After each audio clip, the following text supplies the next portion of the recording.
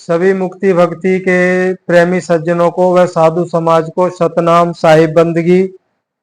आज का विषय ध्यान को लेकर है। क्यों? हमने बार बार सुना है, सतगुरु ने शरीर में कहीं भी ध्यान लगाने की बात नहीं की है। तो कई प्रश्न भी सामने आए कि ध्यान कहाँ लगाएं फिर। तो बहुत अच्छा सवाल है। तो आज केवल इस सत्संग में ध्यान के ऊपर ही हम सुनेंगे साहिब की वाणियों के माध्यम से। ठीक है, शुरू में समझ में नहीं आता है ध्यान क्या है, कैसे लगाना है, कहाँ लगाना है। देखिए, जब हम बहुत एक उदाहरण ले रहे हैं ताकि आगे वाणियां समझ में आ जाएं। बहुत हारे थके, बहुत तेज धूप में हम चल के आ रहे होते हैं।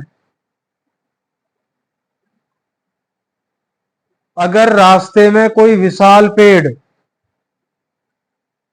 अच्छी गाड़ी छायादार वो वृक्ष मिल जाए, तो जब उस वृक्ष के नीचे आते हैं तो हम एक गहरी सांस लेते हैं। ये स्वाभाविक है, एक गहरी सांस लेते हैं और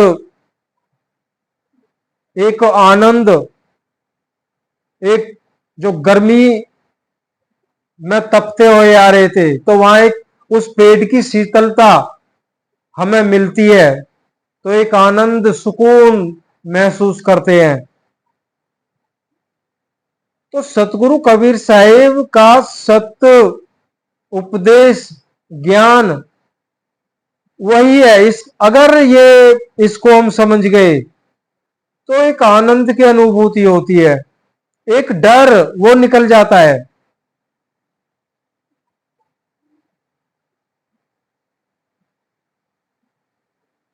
देखिए, ध्यान की जो क्रिया है,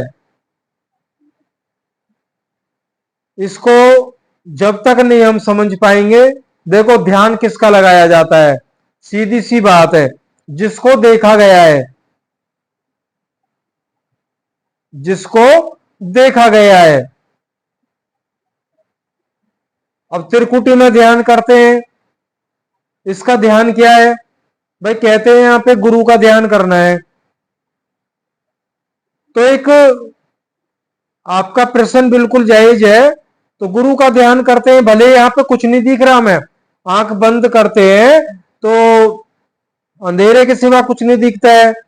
धीरे धीरे जब तरक्की होती है तो सूरत जब सिमटती है तो फिर होता है।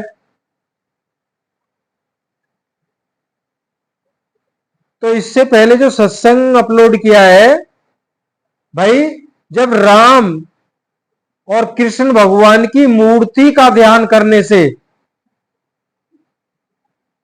जो सगुण उपासक हैं, जो उस मूर्ति का, उस चित्र का ध्यान करते हैं, उस ध्यान को करते करते कबीर साहब ने भी कहा है कि जो उस ध्यान को करते हैं वो सगुण से निर्गुण निराकार रूप भासने लगता है, दिखाई देने लगता है, वो ज्योति स्वरूप।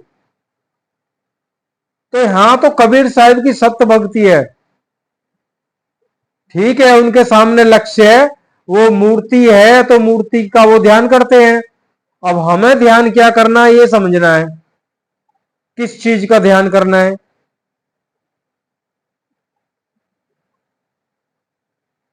देखिए, जब तक हम जिसका ध्यान करने के लिए कबीर साहब बोल रहे हैं उसका परिचय होना बहुत आवश्यक है।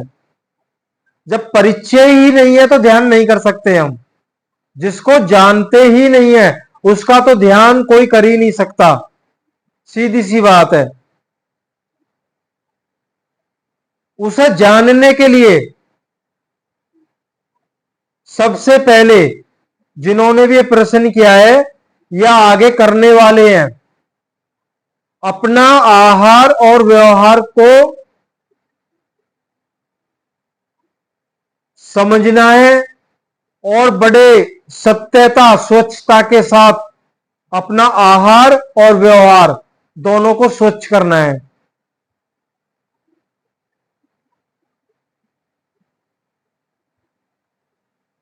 हमारा खाना पीना हक हलाल का होना चाहिए, शुद्ध होना चाहिए, और जो हमारा काम है, नौकरी है या कोई दुकानदारी है या कोई हमारा खेती बाड़ी का है या कोई बिजनेस है, कोई भी व्यवहार है हमारा, उसमें पूर्णतया सत्य नाम लिख दीजिए। ऐसा सतगुरु कबीर साहिब के द्वारा बोला गया है।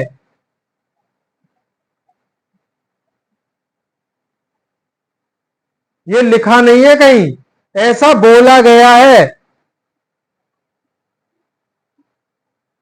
तो सतनाम लिखना है अपनी रहनी गहनी पर। हमें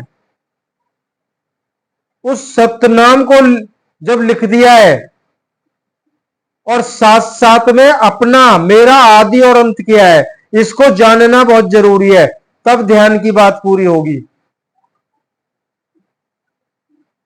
अब उसको जनाने के लिए कबीर साहिब हैं, उन्होंने अपनी वानियों में बीजक में सब कुछ खोल दिया है। क्या खोला है उन्होंने अपनी वाणी में? कहा है, तहां के बिछड़े बहु कल्प बीते, भूमि परे भुलाए। कह रहे, हे संसारी जीवो, आपको वहां से बिछड़े जो तुम्हें याद नहीं है, बहु कल्प बीत गए। एक कल्प होता है जब सतयुग, त्रेता, द्वापर, कलयुग एक बार चक्कर काट जाए, एक हो गया। जब 1000 बार चक्कर काट जाते हैं तो एक कल्प होता है। कह रहे बहुत कल्पों से आप इस पिंड रूपी भूमि में आके अपनी सुध बुद्धि भूल गए हो। आगे कह रहे हैं, साधु संगति खोज देखो, बहुरी उलट समाये। अब साधु संगति खोज ही देखो, बहुरी उलट समाये। तो एक जो सच्चा गुरु होता है, वो साहिब हमारा आदि और अंत क्या है, मैं कौन हूं, कहां से आया हूं, क्यों आया हूं, किसने मुझे भेजा है, क्यों 84 में मैं भोग भोग रहा हूं, ये सब कुछ सच्चा गुरु हमें जनाता है। तभी तो पता लगेगा मैं कहां हूं, कहां से आया और कहां हूं, और मेरी ये दुर्दशा क्यों हो रही है।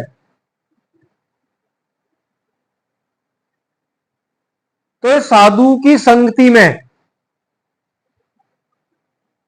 अब ये भी कबीर साहिब सतगुरु की संगति है जो हम साहिब की वानियां सुन रहे हैं। ठीक है, कोई नहीं बता रहा हमें तो मत बताइए, कोई सच्चा गुरु हमारे नजर में नहीं है तो कोई बात नहीं। तो साहिब ने तो बीजक अवेलेबल कर रखा है, और ये पहुंच भी रहा है। जो अधिकारी हैं साहिब के, जो हंस हैं, उन तक पहुंच भी रहा है। पहुंचाने वाले सतगुरु कबीर साहिब हैं। तो आगे कहा है उन्होंने, जा सोनाता आदि का बिसरी गया सो ठौर, 84 के बस परा कहे और की और,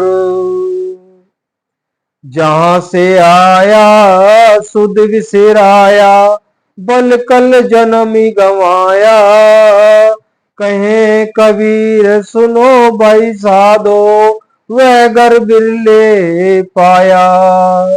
ए जियरा तो हमारी लोक के परे काल बस आई हो, मने स्वरूपी मन स्वरूपी देव निरंजन, राखे तुम्हें भरमाई हो। अब प्रेमी सज्जनों, आपका ध्यान ये जा रहा होगा, बात ध्यान ध्यान का सत्संग था ये, हम पहुंच कहां गए, पहुंचना बहुत जरूरी है। तो इन कड़ियों में साहिब ने हमारा आदि और अंत का वर्णन किया है। जहां से आए हो उस सतलोक को, वहां के वासियों, उस परम पिता परमात्मा की है अंशो, पिता पुत्रवत संबंध है। ये सब कुछ जनाया जा रहा है। जब ये जान जाएंगे तब तब हम कैसे कह सकते हैं हमारा ध्यान नहीं लग रहा। ये हमारे पास में ऑप्शन ही नहीं है कि हम किसी को ये बता सकें हम ध्यान वहां लगाना है हमें। वो ध्यान सर्वत्र लग रहा है, जिसको देखा नहीं है। जिसको देखा नहीं है जैसे ही उसको जाना तो ध्यान लगना शुरू हो जाता है। ध्यान, चिंतन। जब हम हर तरफ से थक गए,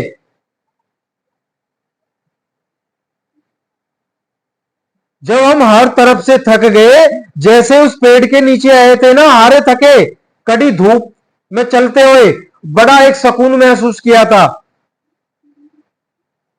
तो परमात्मा का जो सत्य रूपी ज्ञान, जो सब चीज की हमें पहचान करा दी, मैं कौन हूं, कहां से आया हूं, किसने मुझे यहां फंसाया है, मन कौन है, ये क्यों भरमा रहा है मुझे, जब सब कुछ जानकारी करा दी तो हर जगह से हम फिर थक गए। सब कुछ छोड़ के जैसे ही सत्य शब्द रूपी पेड़ की छाए में आए तो बड़ा सुकून मिला। वह आनंद ही हमारा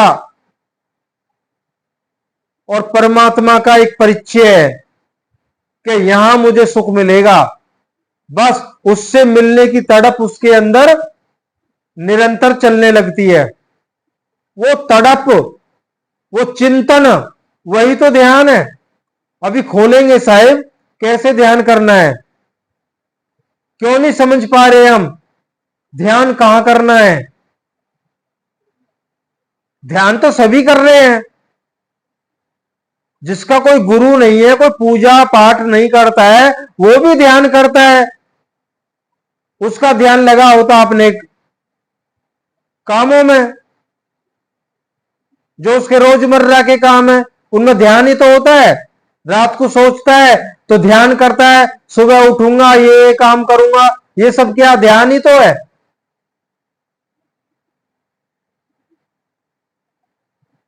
तो सब आदि और अंत को समझने के बाद तब आगे बढ़ना है। पहले बोल दिया है आहार और व्यवहार का शुद्ध होना बहुत जरूरी है। अगर ये दोनों शुद्ध नहीं है, जरा भी हम कुछ गड़बड़ी कर रहे हैं, झूठ छल कपट कुछ भी कर रहे हैं, ये छोड़ना पड़ेगा। रही विकारों की बात, वो ये धीरे धीरे सदेंगे। इंद्रियां, विकार, मन, ये धीरे धीरे सदेंगे, ये एक साथ नहीं सद सकते। ये सदेंगे तब जब हमारा आहार और व्यवहार शुद्ध होगा।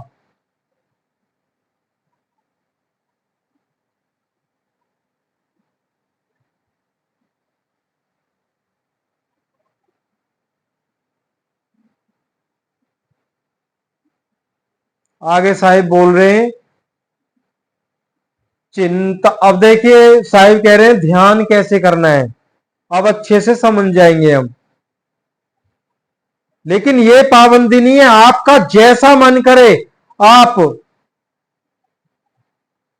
हमें आदत तो पड़ी हो रहा है, सुबह शाम हम भजन करते हैं, सुमरन करते हैं। भाई सब कुछ छोड़कर उसके चिंतन में बैठना है। फिलहाल तो यही कहेंगे हम जिसको नहीं जानते हैं। लेकिन साहिब ने तो जना दिया है ना भाई, जो भी तू कहां कहां से निकल के आया, कहां कहां जाता है, कैसे कैसे कर्म करके तू फिर 84 भोगता है, ये सारा कुछ साहिब ने जना तो दिया। परमात्मा से मिलन कैसे होगा, तेरा स्वरूप कैसे प्राप्त होगा, ये सब कुछ बता दिया है। अब जल्दी से हमें ये चीजें प्राप्त करनी है। जब ये जो अंदर से भाव आता है ना, मुझे जल्द से जल्द अपना निस्वरूप प्राप्त करना है ताकि मैं जन्म मरण से छूट जाऊं, यही तो ध्यान है भाई। काया से बाहर लखे संत का आवे सोई, यही तो ध्यान है। अब इसको थोड़ा सा और खोलते हैं। चिंता तो सतनाम की और न चित दास, जो कुछ चित नाम बिना पड़े काल की फांस। अब सतगुरु कबीर साहब कह रहे हैं जब तू सतनाम को जान गया है, चिंता तो सतनाम की और न चितवे दास, केवल सतनाम के अलावा कुछ किसी की कोई चिंता नहीं करनी है।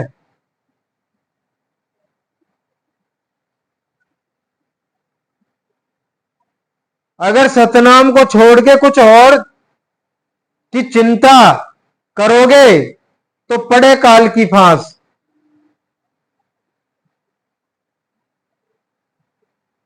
तो केवल जब सतनाम को जान गए हैं, सत्य क्या है, तो सत्य का चिंतन करना है और सतगुरु से प्रार्थना करनी है। सतगुरु कबीर साहिब है,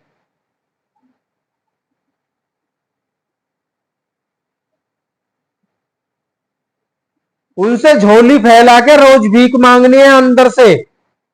ये ये भाव अंदर से आना चाहिए। देखो कैसे भर भर के देते हैं फिर।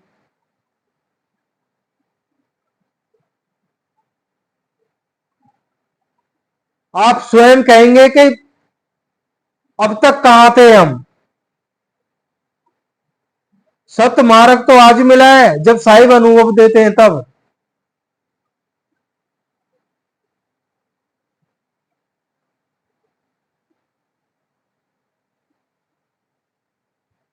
अब ये आगे भी एक वाणी आ रही है, वो हम सब ने सुनी भी है। सुमिरनी की सुदियों करो, सुमिरन की सुदियों करो, जैसे कामी काम, जैसे कामी काम, एक पलक बिसरे नहीं, चार चार पैर आठों जाम।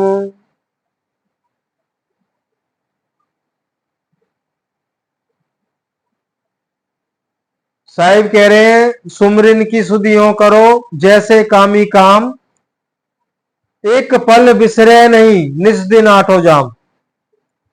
तो एक कामी पुरुष होता है,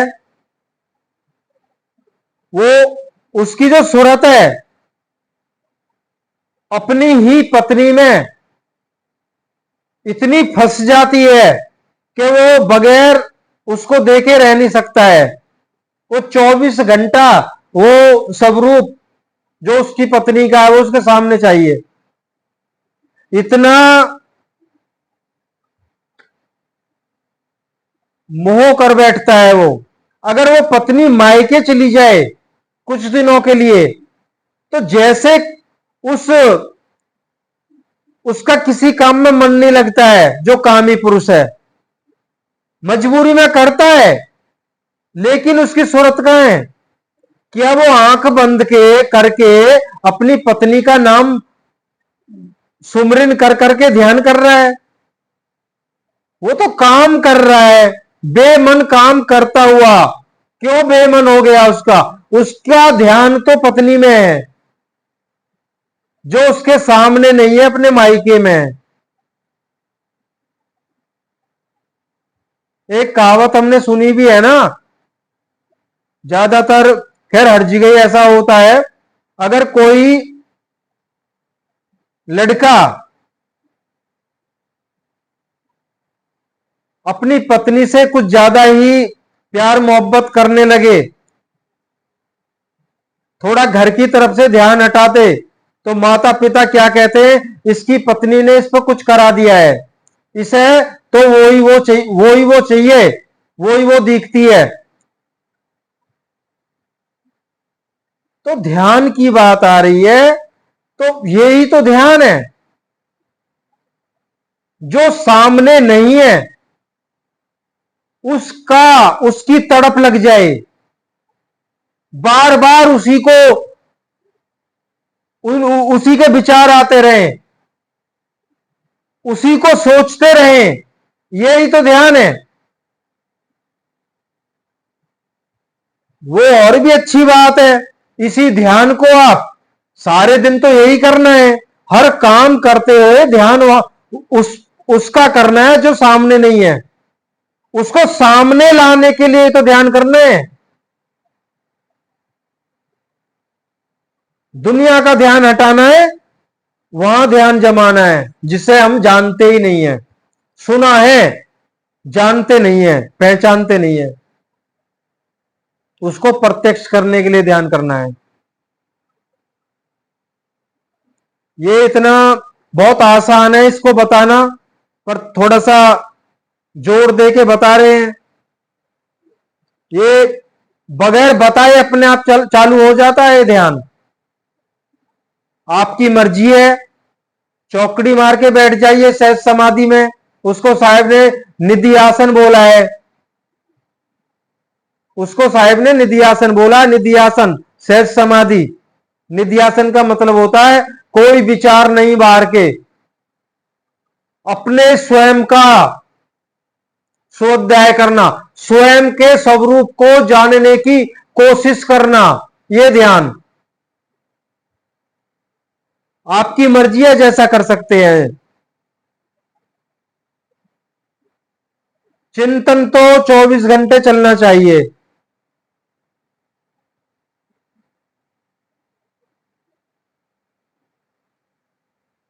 और साहब ने बोला आगे, सुमरिन की सुरत लगाई के मुक्ते कछो ना बोल, बाहर के पट दे के अंदर के पट खोल। तो मुंह की तो साहब ने इजाजत ही नहीं दी, मुंह से करोगे क्या, क्या बोलोगे मुंह से? साहब ने तो ऐसा कुछ दिया नहीं है, उन्होंने तो चिंतन दिया है। जब वो चिंतन पूरा हो जाएगा फिर आपके सामने रहेगा, वो जिसका आप ध्यान करोगे वो 24 घंटे आपके सामने रहेगा। फिर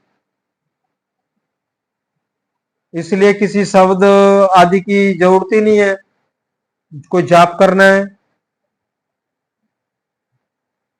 अभी जिनको सार शब्द धुन सुनाई देती है वो रुके रहे,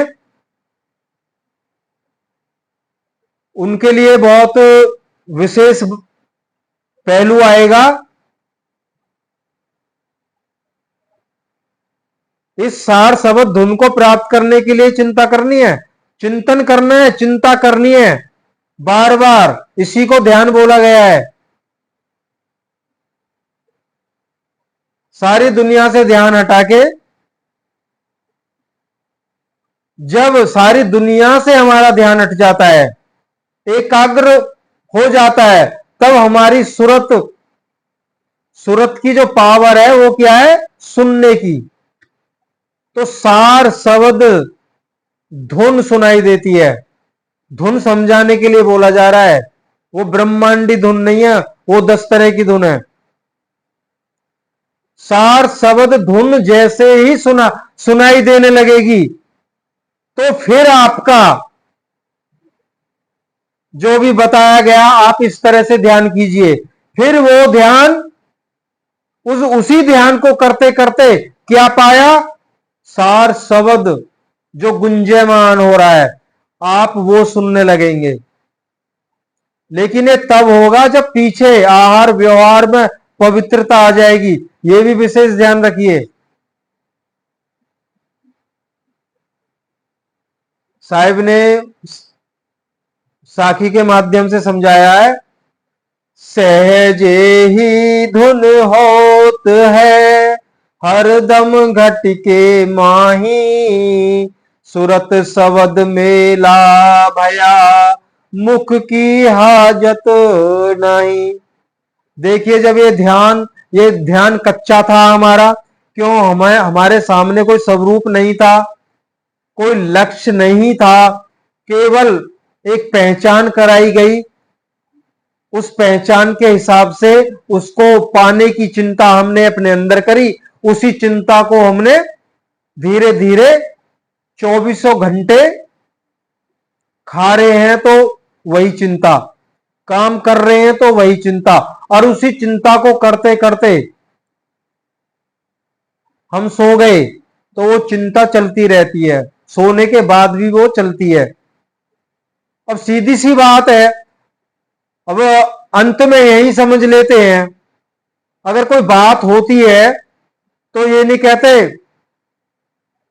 जो कुछ करेगा परमात्मा करेगा, मैं तो वाई के भरोसे बैठा हूं। कैसे बैठ गए जब तुम जानते नहीं हो? भाई यहां ध्यान को तो नहीं जान पा रहे आप। पूछा जा रहा ध्यान कहां लगाएं, किसका करें, तो ये बात कैसे कह देते हो परम, क्या किसी ने परमात्मा को देखा है? हमने तो परमात्मा पे छोड़ दिया, जो करेंगे वो करेंगे, हम तो उसी के बल भरोसे बैठे हैं। जब ऐसा आप बोल रहे हो तो ऐसा आप भी बोल दीजिए। इस बात को रेगुलर 24 घंटे अपने अंतःकरण में रमा दीजिए, तुरंत वहां पकड़ेगा वो शब्द सुनाई देने लगेगा। बस अब उस शब्द में रमन करना है, फिर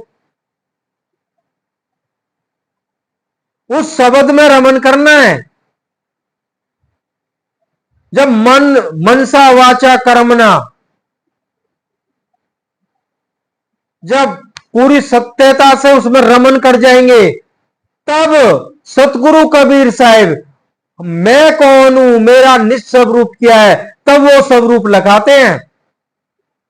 ये भक्ति है।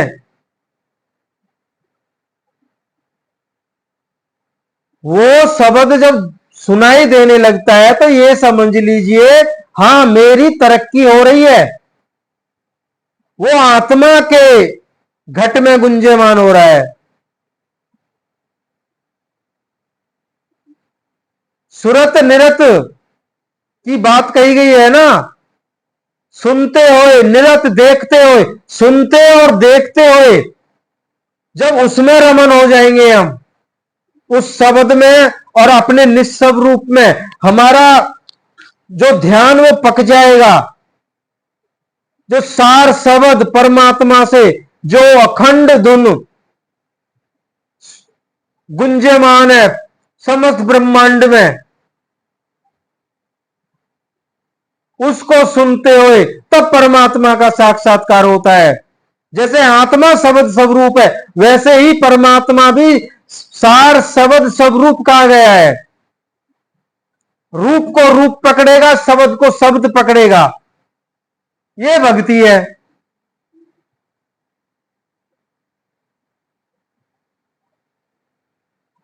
और घबराने की बात नहीं है। सतगुरु कबीर साहब ने डंके की चोट पे क्या बोला है? कबीर हमारे नाम बल, कबीर हमारे नाम बल, सात दीप नौ खंड, जमे जम डर पे सब भय करें, गाजी रहा ब्रह्मंड। सतगुरु कबीर साहब कह रहे हैं, मेरे नाम बल से ये खंड ब्रह्मांड खड़े हैं। 3 लोक 14 भवन सब मेरे नाम बल से खड़े हैं। जम तो नाम लेते ही आगे आगे भागते हैं। गाजरा ब्रह्मांड, अब आप प्रश्न करेंगे वो गाज रहा ब्रह्मांड, वो शब्द रूप में वो परमात्मा गाजता हुआ साक्षी दृष्टा भाव से खड़ा है।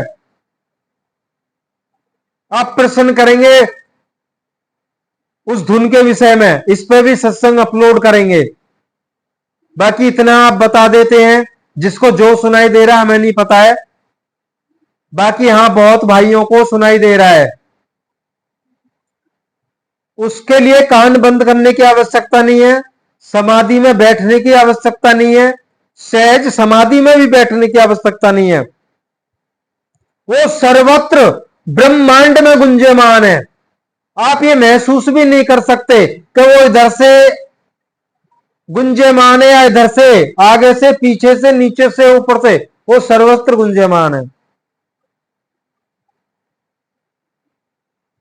ये वो असली सार शब्द गुंजयमान है वो। अगर आप ध्यान लगाओगे, एकांत में बैठे हैं आप, तो ध्यान लगाओगे तो आप महसूस करोगे ये जो हमारे ऊपर ये जो ब्रह्मांड है ना, ये आकाश, ये महसूस होगा ये आकाश ही गूंज रहा है। तो ये पहचान है।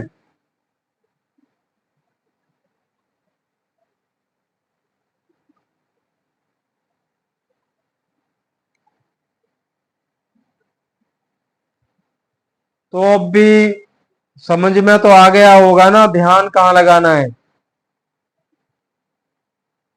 चिंता करनी है जो हमने नहीं पाया है, उसको पाने की चिंता करनी है, यही ध्यान है।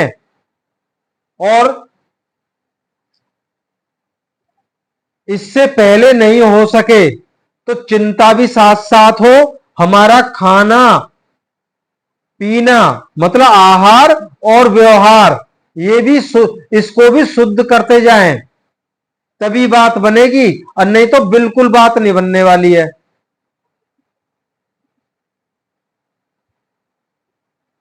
देखो ऐसा करना पड़ता है, कोशिश तो कीजिए, अपने आप भाव बनेंगे। स्वयं चुन चुन के छोड़ोगे जो हमारे अंदर गलतियां हैं, हम उनको चुन चुन के बाहर फेंकेंगे, ऐसे भाव बनते हैं अंदर आप ही। इसको कहते हैं सद्गुण साधुभाव। जब साधुता ही हमारे अंदर नहीं आएगी तो कैसे बात बनेगी। तो आज इतना ही। सतनाम साहिब बंदगी।